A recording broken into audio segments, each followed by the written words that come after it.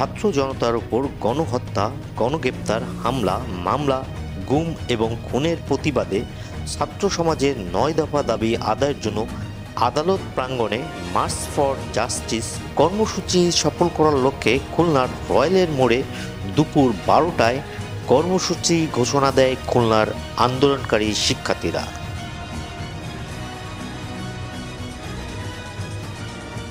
পূর্ব নির্ধারিত স্থান নগরীর রয়্যাল মোড়ে সকাল থেকে পুলিশ ও বিজেপি কঠোর অবস্থানে থাকে। এই সময় পুলিশ ঝটিকা অভিযানে গ্রেপ্তার করে শিক্ষার্থীদের।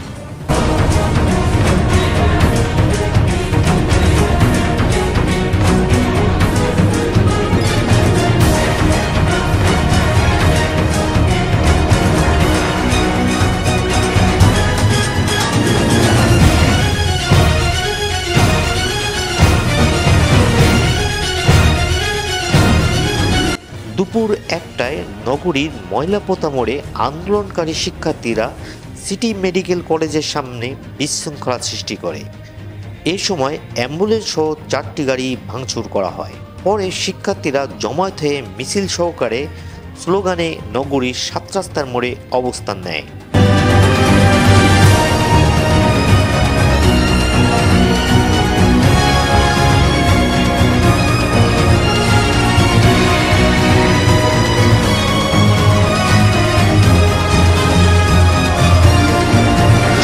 পুলিশের লাঠিচার্জ ও টিয়ার সেলের নিক্ষেপের পর ছত্রভঙ্গ হয়ে যায় শিক্ষার্থীরা।